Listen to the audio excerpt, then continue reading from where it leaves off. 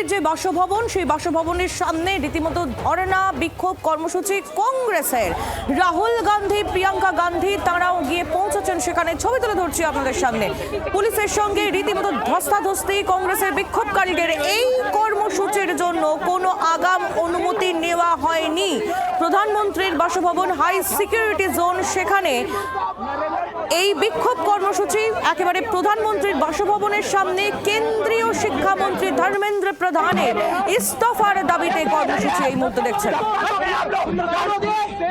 রাজীব চক্রবর্তী আমাদের প্রতিনিধি রয়েছেন এই মুহূর্তে আমাদের সঙ্গে। রাজীব, কি আপডেট এই মুহূর্তে?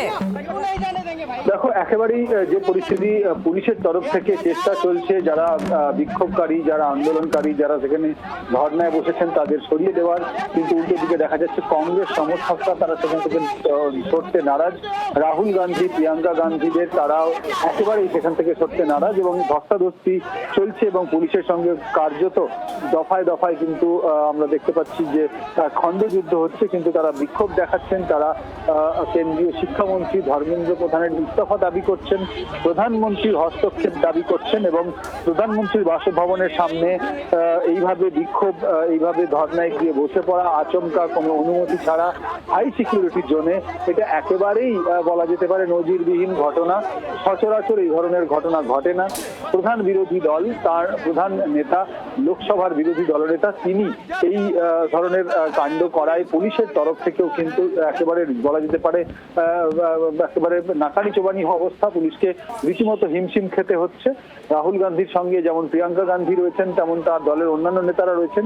তারা প্রত্যেকেই এই মুহূর্তে 7 নম্বর লোককল্যাণ মার্গের সামনে জড়ো হয়েছেন। তারা, আমরা জানি, দীর্ঘক্ষণ হয়ে গিয়েছে, সংসদ অধিবেশন চলছে, অধিবেশন মুলতুবি হওয়ার পরপরই তারা সেখানে জড়ো হয়েছেন এবং তাদের সঙ্গে পুলিশের উচ্চ পদস্থ আধিকারিকরা বারংবার কথা বলছেন, তাদের সঙ্গে কথা বলে চেষ্টা করছেন যাতে সমস্যা মিটে যায়, যাতে তারা এই ধর্ণা অবস্থান যা চালাচ্ছেন সেটি তারা বন্ধ করে সেখান থেকে চলে যান। কিন্তু তারা অনড়, তারা কেন্দ্রীয় শিক্ষামন্ত্রীর হস্তক্ষেপ দাবি করছেন আর তার পাশাপাশি প্রধানমন্ত্রী নরেন্দ্র মোদীর হস্তক্ষেপ দাবি করছেন, কেন্দ্রীয় শিক্ষামন্ত্রীর ইস্তফা দাবি করছেন। আর এই দাবিকে ঘিরে একেবারে তুলকালাম পরিস্থিতি এখন 7 নম্বর যে লোককল্যাণ মার্গের সামনে, প্রধানমন্ত্রীর বাসভবনের সামনে।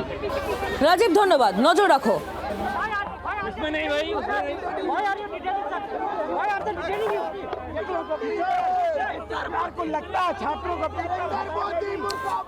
প্রধানমন্ত্রীর বাসভবন 7 নম্বর লোককল্যাণ মার্গ, সেখানে গিয়ে পৌঁছেছেন কংগ্রেসের কর্মী সমর্থকরা।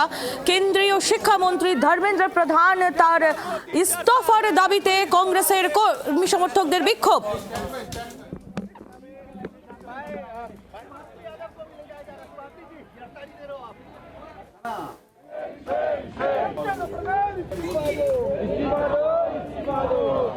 Police police